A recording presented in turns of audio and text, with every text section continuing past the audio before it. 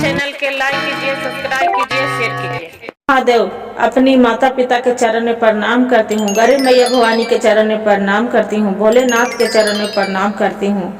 मेरा प्रणाम स्वीकार हो प्रभु, मेरा प्रणाम स्वीकार हो।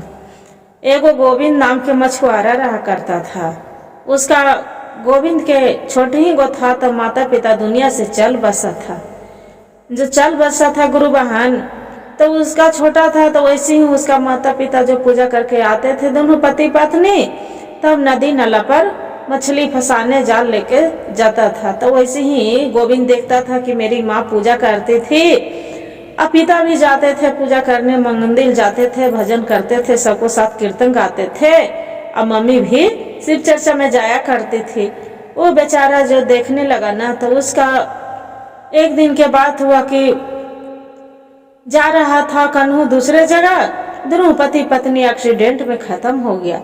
जब एक्सीडेंट से खत्म हो गया, बेचारा रह गया अकेले। अब का करे, एकरा तो कोई है ही नहीं। फिर बेचारा का करे, इधर उधर कुछ न करके कोई कुछ दिन अपना रिश्तेदार के, कोई उसका मामा मामी थी तो कुछ दिन रहे। जो गोविंद हो गए 10 साल के, तो गोविंद के बोला उसका मामा की बेटा अब तू अपना कमाने खाए लायक हो गया है, जे अब हम कितने दिन तोरा बैठा के खिलाएगा, जे आप खुद जाओ अपना घर द्वार देखो, अब अपना कुछ काम करके खाओ, खाइए पिए। बेचारा का लग ठीक है, अभी मामा भी मेरा सही बोल रहे हैं। वहां से गोविंद आके कहूँ ने बेचारा के दिमाग सोचते सोचते कि क्या करूँ, कैसे खाएंगे। मामा तो कुछ दिन के दावल चाल दिए हैं, तो इतना कई दिन गुजर जाएगा। बाकी घूमते घूमते घूमते गोविंद एक दिन नदी के किनारे पर गया। जो नदी के किनारे पर गया तो देख रहा है कि मछलियाँ पूरा नदी में पूरा कूद रहा है। बड़ा बड़ा मछली, रेहू है, कतला है, बामी है, बहुत बड़ा बड़ा कूद रहा है।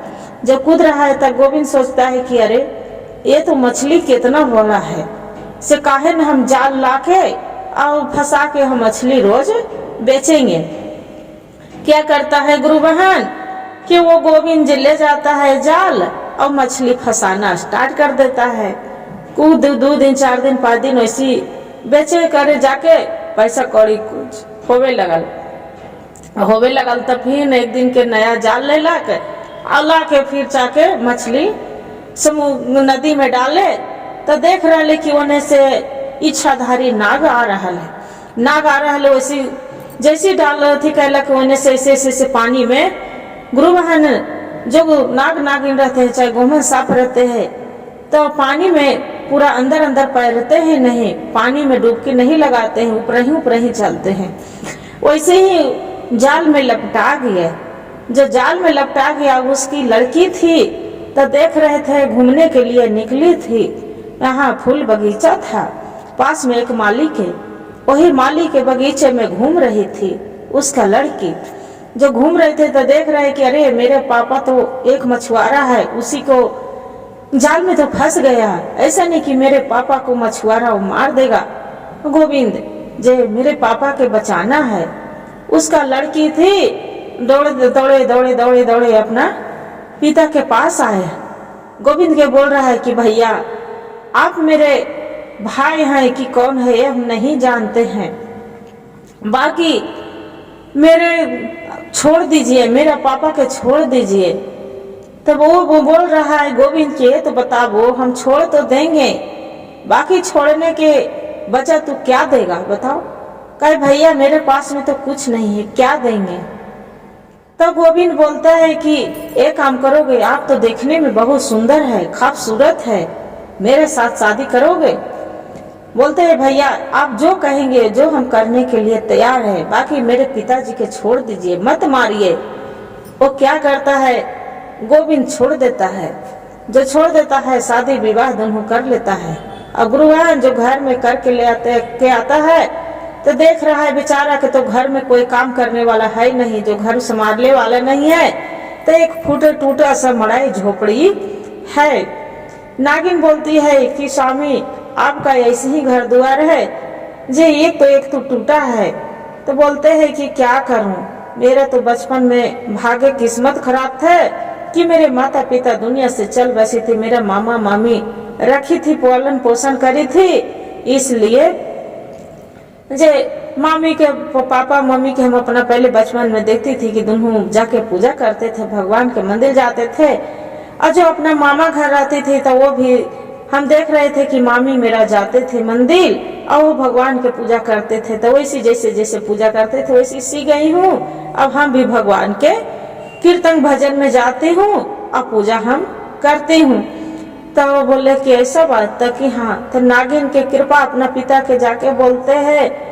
उसका पिता बोले थे कि देखो बेटी, कोई चीज की जो ऐसा संकट आए, चाहे कोई चीज की जरूरत पड़े, तो मेरा तू एक आवाज लगा देना, हम एक ओर पर खड़ा हो जाएंगे आपको। बोले कि ठीक है पिताजी।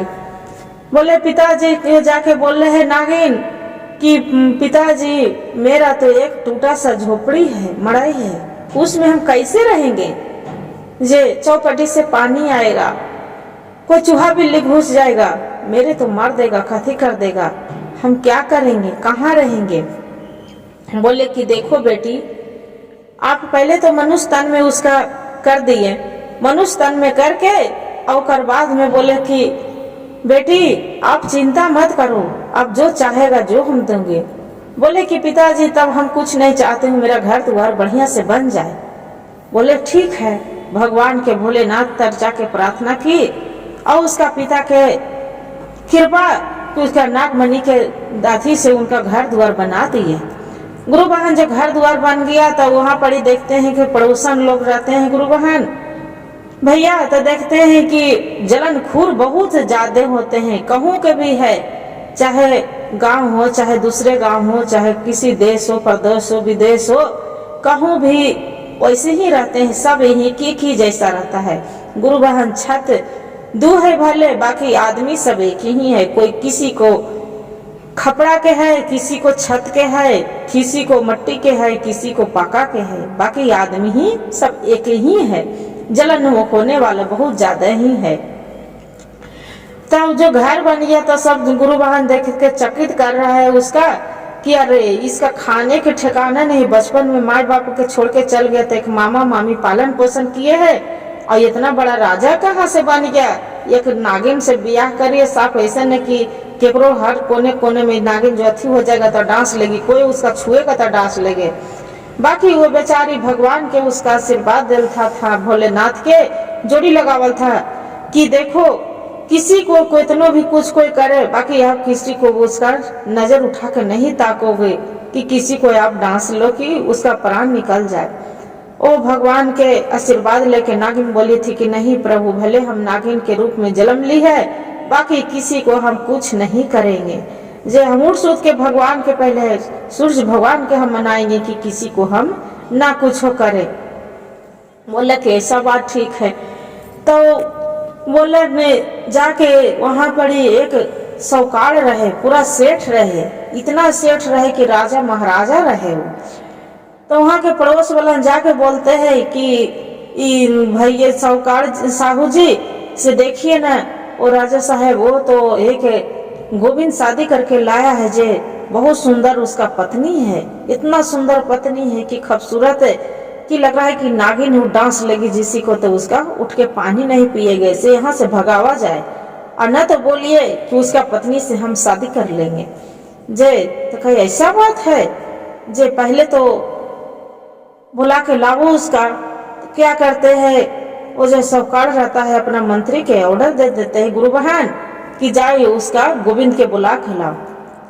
गोविंद के बुलाते हैं कि चलिए आपको साहू जी बुला रहे हैं। बोलते हैं जाके कि क्या किए हुजूर, हम क्या गलती किए हैं, मेरा बताइए, चोरी किए कि क्या किए, हम बेईमानी किए, क्या किए जो मेरा यहाँ दरबार में बुलाए हैं। बोलते हैं कि देखिए न तो आप चोरी किए हैं और न तो तू बेईमानी की है किसी से, बाकी यही हमको कहलाम है कि तू का तो एक नागिन से शादी करी है, आपको पत्नी हुई किसी को डांस लेगी तो क्या करेंगे बताओ।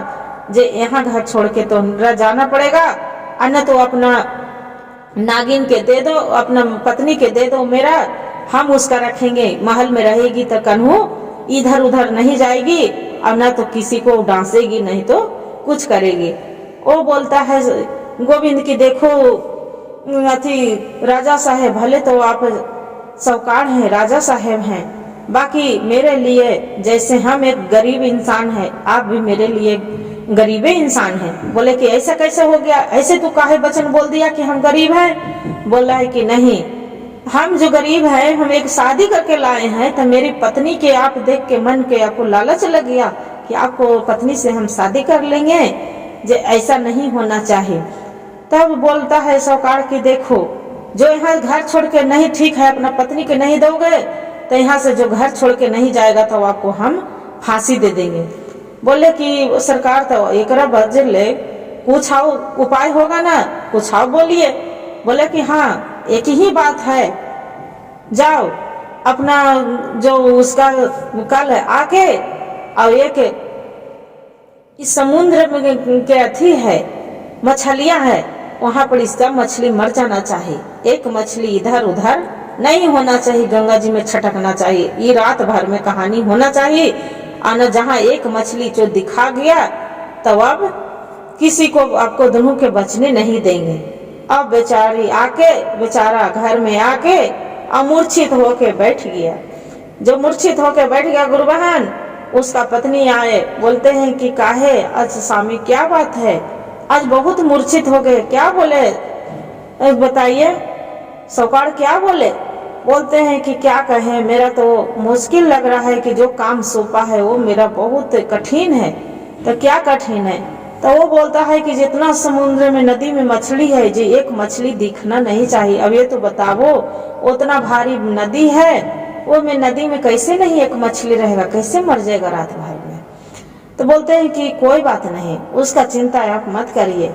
अपना जाके पिताजी से बोलते हैं कि पिताजी देखिए ना, जे ये तो साहूकार है, जो बहुत कठिन परीक्षा ले रहा है, जो बोल रहा है कि आपको दोनों पति पत्नी के जिए नहीं देंगे, और न तो समुद्र के किनारे बहुत भारी मछली है, उसमें एक भी मछलियां नहीं बचना चाहिए। जी कितना अपराधी है कि वो पूरा अपराध करेगा इतना बड़ी मछली में, जल में। बोलते हैं कि कोई बात नहीं बेटी, चिंता मत करो। क्या करते हैं कि उसका पिता रहते हैं, बोलते हैं कि आप घर जाओ, उसका नागमणि जो रहते हैं, नागमणि के बोल के क्या नागमणि इस समुद्र में डुबाते हैं कि जितना नदी में कि जितना मछली है जो रात भर में पूरा सहा हो जाए। गुरु बहन रात भर में पूरा मछली सहा हो जाते हैं और नागदेव जो बोलते हैं कि देखिए भोलेनाथ, मेरा कोई कसूर न है। क्यों न कसूर है कि मेरा बेटी दामाद पर संकट आयल है, इसलिए पूरा हमको मारना पड़ा है। वहां से देख रहे हैं साहूकार रहते हैं, सब प्रजा लोग रहते हैं, मंत्री उसका नदी में जाके देखता है तो पूरा मछली मर के छपलायल है। ये तो पूरा मछली मर गया है। बोलते हैं फिर जाके गोविंद के पूछता है कि तब बोलिए साहू जी आप कुछ, मेरा तो अथी हो गया, अभी महल से तो कन्हू नहीं जाएंगे, आप तो नहीं मारिएगा। बोलता है कि नहीं, ये अभी आपको ये नहीं हुआ है, अभी ये परीक्षा भी बाकी है। कल के क्या है बताइए? तो क्या है, आप यहाँ के एक काम करना पड़ेगा। तब क्या? तब एक मेरा बैल है, बहुत घर में मेरा बहुत भयानक बैल है साढ़, जो अपना घर कन्हू से बैल लेके आ जाओ और मेरा बैल से युद्ध करेगा, तब हम छोड़ेंगे आपको, और न तो फिर दोनों के फांसी दिलवा देंगे, दोनों पति पत्नी के। अब बेचारा फिर वहां से आ जाते हैं मूर्छित होके। अब मूर्छित होके आ जाता है तब फिर बोलते हैं कि अच्छा ये तो बताओ क्या हुआ स्वामी, अबरी क्या कर दिए? जबरी तो मछली मरवा दिए पूरा, अभी क्या हो गया? ताकि देखिए ऐसे अबरी तो बोलते हैं कि मेरा घर में एक बहुत भयानक बैल है, से सभी को मार के गोड़ हाथ तोड़ देता है, सो उससे युद्ध करने पड़ेगा। कैसे हम करेंगे बताइए? जब अपना बैल लेके मांगे हैं तो मेरा तो नहीं बैल है और नहीं कुछ है, गाय है, बछड़ा तक तो है ये नहीं है, कहाँ से ले जाएंगे? वो बोलते हैं कि वैसा कोई चीज मत अथी करिए, चिंता मत करिए स्वामी, जे अपनी चीज से खाइए पिए आराम से सो जाइए। बेचारा क्या करता है, गोविंद की खाता पीता है और आराम से सो जाता है। गुरु बहन बिहानी होता है सुबह, अपना पिता के साथ भोरवे में 4 बजे जाते हैं। पिता के जाके बोलते हैं कि पिताजी आज तो मेरा पति पर संकट आ गया है, जो पति के मेरा जीवन चला जाएगा। तो बोलता है उसका पिताजी कि क्या हो गया बेटी, ऐसे काहे बोल रहे हैं? तब कि हाँ पिताजी सही बोल रहे हैं, दोनों पति पत्नी के मेरा जीवन चल जाएगा। तब क्या हो गया बताओ तो। तब कि देखिए ना वो साहूकार है जो उसका बोल रहा है कि एक बैल है जो बहुत सबको मार के अथी कर देता है, जो बैल मांग रहा है कहाँ से ले जाए। एक उतना सुनता है उसका पिता, जाके भोलेनाथ के मंदिर में दरबार में पहुंच जाते हैं शिव गुरु के, और नागी बोलते हैं गले में लपेट के, क्या प्रभु आपसे विनती करते हैं कि अपना बसहा के दे दीजिए कि मेरा बेटी के आजीवन बच जाए। कि वो साहूकार दिखा रहा है अपनी ताकत, जे अपना देख दीजिए प्रभु, ने तो हमको आशीर्वाद दीजिए कि हम अपना माया वीर से एक बढ़िया सा सुंदर सा बैल बनावे कि सबको हम हरा दें। भोलेनाथ आशीर्वाद बसहा तो नहीं देते हैं, बाकी आशीर्वाद देते हैं कि जाओ, जो आपको दिल में इच्छा में है जो आपको जरूर पूरा होगा। क्या करते हैं, माया से एक बैल बनाते हैं और अपना बेटी के दे देते हैं कि जाओ बेटी ये लेके दामाद के भेज देना गोविंद के, कि वो जाके युद्ध कर लेंगे। गुरु बहन गोविंद जाता है युद्ध में, तो देखता है कि जितना बैल रहता है भयानक, पूरा सबको युद्ध में हरा देता है, मार देता है। जो मार देता है तब फिर गोविंद पूछते हैं कि आप ये बताइए साहू जी और कुछ कमी है जो कि अब हम दोनों पति पत्नी चैन से जी सकते हैं। बोलता है अभी नहीं, अभी आपको छुट्टी नहीं है। बोलते हैं तो अब क्या हो गया साहू जी, जे अभी तक ही बोल ज्यादा बोलेगा तो मेरा आपको जीवित नहीं छोड़ेंगे। तो बोले कि बताइए तो मेरा से कल आके तू युद्ध करना। तो कल के साहू जी आपसे हम कैसे युद्ध करेंगे, आपको इतना पूरा फौजी है, हम एक अकेले बंदा क्या करेंगे, मेरा पत्नी तो आएगी नहीं, बताइए। तो बोलते हैं वो सब हम नहीं जानते हैं, जाओ आराम से खाओ पियो और कल आके युद्ध करना। फिर बेचारा आके मूर्छित होके गिरते हैं। फिर बोलते हैं कि उसका पत्नी जाते उठाते, क्या होगा, अच्छा फिर काहे मूर्छा गया, अब क्या हो गया। तो कि देखिए क्या होगा, वो बोलते हैं कि साहू जी कि हमसे युद्ध करने पड़ेगा, बताइए हम कैसे युद्ध कर सकते हैं, उतना भारी उसका फौजी है, उसका उतना घर अथी है, मुख्यमंत्री है, सब राजा महाराजा है, कैसे हम कर सकते हैं, ये वो हम अकेले क्या कर सकते हैं। कुछ कल के उसका चिंता मत करिए, कुछ चिंता मत करिए। तो कल के कैसे नहीं करें, आप खाइए पिए आराम कीजिए सो जाइए। बेचारा खैला पूरा आराम से सो गए। उसका पत्नी 4 बजे भोर में जाते हैं अपना पिता के पास, बोलते हैं पिताजी आज फिर उस संकट मेरा आ गया है आपको बेटी दामाद पर। तो बोलते हैं कि क्या आ गया है, क्या हो गया। ताकि देखिए ना जो वो तो है जो बोल रहा है कि आपको दोनों के जिए नहीं देंगे, न तो मेरे साथ युद्ध करिए। तो मेरे पति हैं कमजोर, कैसे युद्ध कर पाएंगे, एक आदमी तो उसका एक लाठी मारेंगे तो गिर के वैसे ही खत्म हो जाएंगे प्रभु उस पिताजी, तो वो कैसे ही करेंगे युद्ध। बोलते हैं कि जाओ बेटी उसका चिंता आप मत करो, चलो भगवान के जागते हैं, इसका उसका जो माता पिता रहते हैं तो जाके वहाँ नाग नागिन दोनों भगवान के मंदिर में भोलेनाथ के दोनों नाचने लगते हैं। और नाचने लगते हैं, जैसे नाचते नाचते नाचते नाचते डमरू भोलेनाथ के अपने आप बज रहा है, पूरा डांस कर रहा है, दोनों नाच रहा है नाग नागिन। और नाचते नाचते डमरू पूरा बन भोलेनाथ के जो मंदिर है डगमग डगमगा रहे हैं, जो डगमगा रहे। गुरु बहन तब पूछते हैं भोलेनाथ की क्या संकट पड़ गया कि दोनों मेरा गले से लपेट निकल के और दोनों तो नाच रहा है, क्या संकट पड़ गया। तो बोलते हैं उसका माता पिता जो रहता है नाग नागिन की प्रभु मेरा बेटी दामाद पर मेरा संकट आया है, जो मेरी बेटी दामाद नहीं रहेगा तो मैं जी के क्या करूंगी, से बताइए प्रभु। तब क्या हुआ।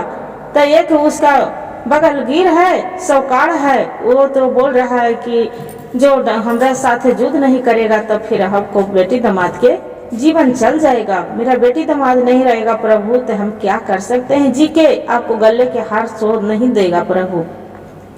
बोलते हैं कि ऐसा देखिए चिंता मत करो, से लो ये डमरू है, ये डमरू ले जाओ, अब कुछ नहीं करना, ये डमरू खाली बजाने बोलना।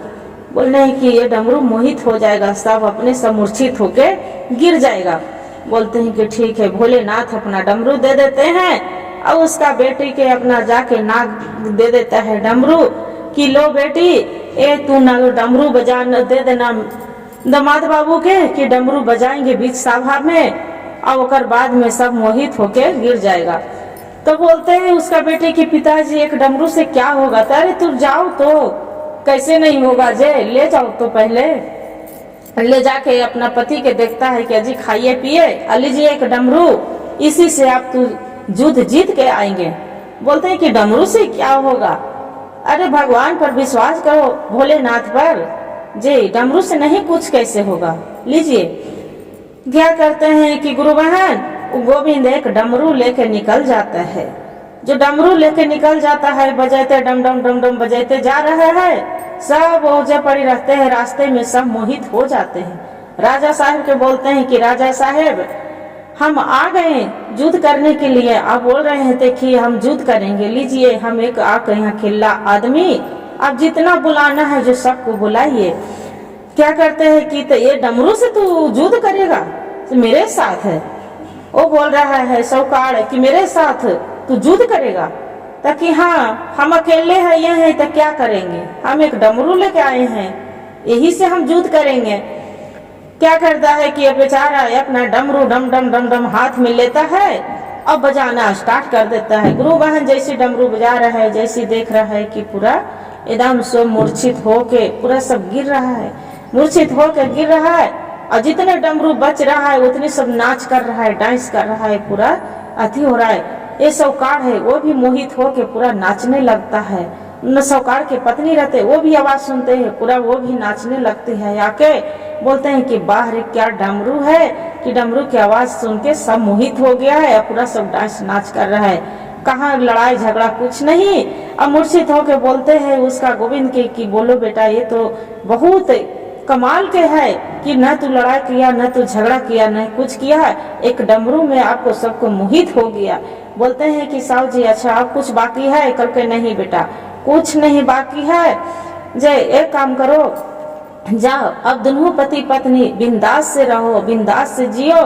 जे आपको अब समझ गए हैं कि आपको पत्नी के कोई नहीं मार सकता है, अब आपको कोई नहीं हरा सकता है। गुरु बहन वजह से आके अब बेचारा दोनों पति पत्नी जिए लगल। यही कहानी से हमें सीख मिलता है गुरु बहन की आदमी के कितना भी ज्यादा उद्वास नहीं करना चाहिए और ज्यादा नहीं सताना चाहिए, उसका ऊपर कोई नहीं, उसका ऊपर भगवान है। एक गुरु बहन जो कहानी अच्छा लगे तो एक वीडियो लाइक सब्सक्राइब और शेयर जरूर करिएगा, और हर हर महादेव भोलेनाथ के कमेंट में जरूर लिखिएगा। हर हर महादेव, हर हर महादेव।